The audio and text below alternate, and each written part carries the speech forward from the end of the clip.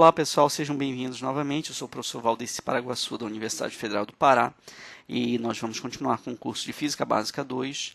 Na descrição do vídeo você vai encontrar um link para o material de apoio, incluindo minhas notas de aula, e um link para a playlist do curso. Continuando, como nós falamos na última aula, um fluido é uma substância que pode escoar. Ele se amolda aos contornos do recipiente, porque não resiste a tensões de cisalhamento, e pode, porém, exercer uma força perpendicular à superfície. Essa força é descrita em termos da pressão. É isso que a gente vai definir agora. A pressão, como você já deve ter visto no ensino médio, ela pode ser definida como uma força sobre área.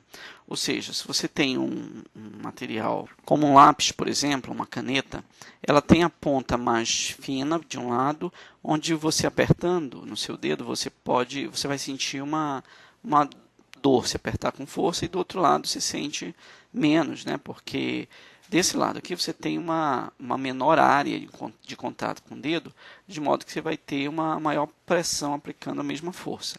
E do outro lado você tem uma maior área, você vai ter uma menor pressão. A mesma coisa acontece com uma faca de cozinha. Para que você faça uma maior pressão sobre um bife, para cortar o bife, ela precisa estar amolada, ou seja, você precisa reduzir a área de contato com o bife. Se a faca estiver cega, a área de contato vai ser grande e você não vai cortar o bife. Então, quanto maior essa área aqui, menor é a pressão exercida. Quanto menor a área, maior é a pressão exercida para dada uma certa força.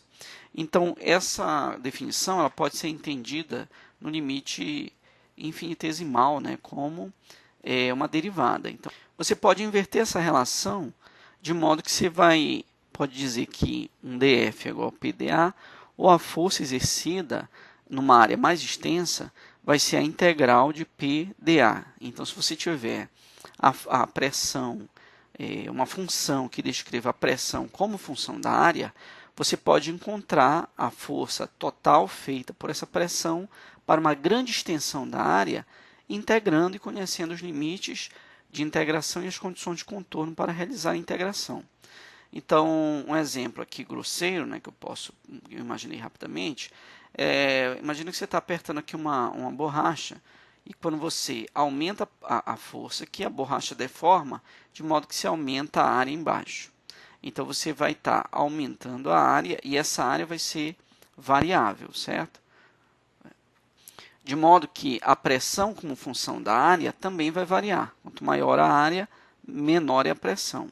Então, se você tiver uma função que descreva como a pressão varia, a pressão no chão varia com o aumento da área, você pode integrar essa função para achar a força exercida na área, certo? Na área de interesse. Aqui também eu escrevi um exemplo gráfico, né? Você tem aqui uma função da pressão, a pressão como função da área. Quanto maior a área, menor a pressão. Então, você poderia ter uma função desse tipo aqui, por exemplo, uma constante vezes a área elevado a n, onde esse n pode ser qualquer inteiro maior que 1, certo? Menos n, no caso, tá? Então, você vai ter, de modo geral, comportamentos desse tipo, né? A pressão diminuindo com o aumento da área. Então, o livro-texto aí traz um exemplozinho de aplicação do conceito de pressão. E diz assim, uma sala de estar de 4,2 metros de comprimento por 3,5 metros de largura e 2,4 metros de altura, certo? Qual é a pergunta? Letra A. Qual é o peso do ar na sala se a pressão do ar é 1 atm? Muito bem, então observa que o peso do ar na sala não importa, não varia com a pressão. Esse peso aí só vai depender da massa do ar que está na sala e da gravidade. Então, o peso é mg para qualquer que seja o fluido. Tá? O peso, não existe um peso hidrostático, existe uma pressão hidrostática que varia com a altura da sala, não é isso? Então, no caso, o peso vai ser a massa vezes a gravidade, a massa é a densidade vezes o volume, vezes a gravidade. Então, ele dá todos esses dados, né? Ele dá a densidade do ar, dá as dimensões da sala, que vai dar o volume se você multiplicar as dimensões, e a gravidade é conhecida. Então, o peso do ar vai ser 420 newtons, certo? Que equivale a 42 quilogramas. Aí na segunda pergunta ele diz assim, letra B. Qual é o módulo da força que a atmosfera exerce sobre o alto da cabeça de uma pessoa que tem uma área da ordem de 0,04 metros quadrados. 0,4 ou 0,40 é a mesma coisa. Então, esse exercício é exatamente para você entender que a pressão hidrostática ela não é exatamente o peso do ar que está na cabeça, né? A pressão que o ar faz na minha cabeça não é exatamente o peso do ar que está sobre a minha cabeça. Essa que é a ideia do exercício. Então, para encontrar essa pressão, você vai multiplicar, para encontrar essa força, né? Você vai multiplicar a pressão vezes a área, não é isso? Porque pressão é força sobre área. Então, a pressão é um ATM feito sobre a cabeça, a área da cabeça é dado, né? A área da cabeça é 0,04 metros ao quadrado. E aí você faz um procedimento de conversão. Um ATM equivale a 1,01 vezes 10 a quinta newton por metro quadrado. E aí esses termos aqui de transformações vão se cancelar para você sobrar somente a unidade no sistema internacional, porque você tem aqui metro quadrado. Então, você tem que transformar aqui o ATM que não está no sistema internacional. E aí você vai ter, então, que a força exercida sobre a cabeça, com essas dimensões, vai ser 4 vezes 10 a terceira newtons, que equivale a 4.000 newtons. Aí, quando você iguala com o peso do ar peso do ar todo que está na sala, né, você vê que a pressão que é feita sobre a cabeça por esse ar não tem as mesmas dimensões, né, é uma ordem de grandeza maior. Então, introduzido o conceito de pressão, nós vamos agora falar do princípio de Stevin, que você já deve ter visto no ensino médio, talvez não com esse nome. Mas, de ponto de vista histórico, Simon Stevin nasceu em Bourges em 1548, contribuiu de maneira significativa no avanço científico da sua época. Dentre os mais variados estudos, pode-se destacar o princípio de hidrostática, que trata acerca do deslocamento de corpos mergulhados em água, e a explicação do paradoxo da hidrostática. A pressão de um líquido independe da forma do recipiente, depende apenas da altura da coluna líquida. Isso é o que a gente vai ver agora com detalhes. Eu estou lendo rapidamente e a gente vai ver com detalhes esse princípio aqui, que a pressão ela não depende da forma do recipiente, mas sim da altura, né, da profundidade do ponto no recipiente. Esta é a demonstração que será mostrada nas linhas a seguir. Então, vamos lá. Então, a gente vai agora demonstrar que se você pegar dois pontos dentro de uma piscina ou um recipiente qualquer, a pressão no ponto mais profundo é igual à pressão no ponto de referência, que não necessariamente é a superfície do líquido, mais a diferença de pressão que depende da diferença de altura entre esses pontos. Se você pegar na superfície de uma piscina, por exemplo, se você pegar o ponto aqui num ponto superior da superfície, num ponto qualquer na superfície, então esse ponto seria qualquer ponto de a profundidade H, P seria P0, seria a pressão atmosférica que é feita na superfície, e ρgH seria a diferença, né, de pressão entre esses pontos, que depende somente da altura. Vamos ver por que isso acontece. Então, para a gente entender a demonstração, fazer a demonstração, a gente vai imaginar dois pontos. Vamos imaginar primeiro um volume de forma paralelepípedica, ou seja, fazendo ângulos de 90 graus entre as paredes do volume, um volume imaginário. Vamos imaginar uma piscina cheia d'água. E se você pensar de ponto de vista didático, esse volume ele vai estar em equilíbrio, momentaneamente parado, esse volume. E isso implica, do ponto de vista de equilíbrio, que as forças que agem nesse volume se cancelam. Então, para a gente entender o princípio de Stevin, a gente tem que entender quais forças agem nesse volume imaginário, porque nós queremos estudar a pressão na parte de cima do volume e a pressão na parte superior desse volume e relacionar essas pressões pela altura, ou seja, a diferença, né, de altura entre esses pontos. Então, vamos primeiro fazer o diagrama de forças. Você já está vendo aqui na figura do livro quais são as forças que agem. Primeiro tem o peso desse volume, que é mg. Depois, na parte superior do volume, existe uma pressão que empurra esse volume de líquido para baixo, e essa pressão vai dar origem a uma força que nós vamos chamar de F1. Por outro lado, na parte de baixo desse volume, ou seja, na área inferior, vai ter uma pressão que vai fazer força para cima, e essa força nós vamos chamar de F2. Então, são essas três forças que agem. Pela segunda lei de Newton, nós sabemos que a soma das forças que agem no objeto, que é a força resultante, é igual a massa vezes a aceleração. Como nós supomos que o objeto está em repouso, essa aceleração é zero, logo esse termo todo aqui é zero. Então, a força resultante vai ser a soma das forças, que vai ser F1. Eu tenho que escolher um referencial positivo, ou para cima ou para baixo. Eu vou escolher o referencial para baixo como sendo positivo. Então, F1 age para baixo, é positivo. Mg é positivo, porque age para baixo.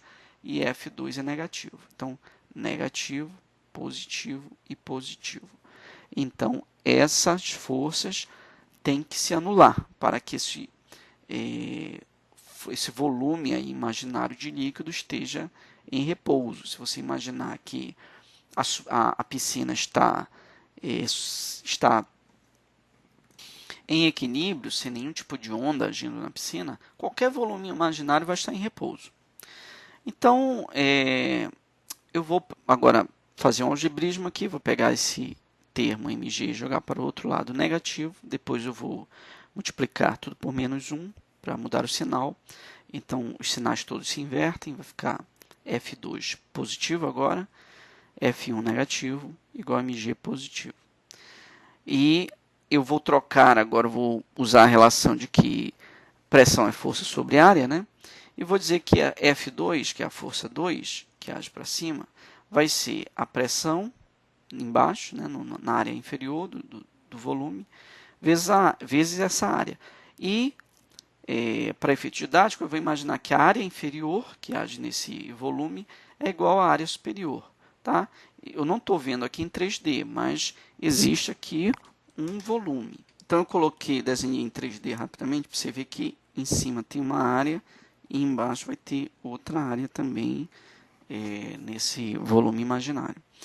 E então, você vai ter F2 igual a P2 vezes área, menos P1 vezes área, que é a mesma área, então você vai ter F1. E eu vou, então, colocar a massa como função do volume também desse líquido imaginário.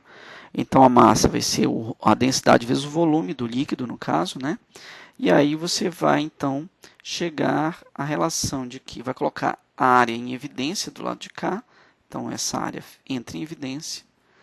E do lado de lá, o volume, você também pode escrever em função da área vezes a altura dessa figura. Então, o volume vai ser área vezes altura. E aí, então, surgiu a área dos dois lados que você pode cancelar, né? Então, você pode eliminar as áreas e vai sobrar, então, P2 menos P1 igual a ρgh. E, organizando isso, você vai chegar à relação que nós queríamos, que P2 vai ser igual a P1, ou seja, P2, a pressão no local mais fundo, é igual a P1 mais ρgh, certo?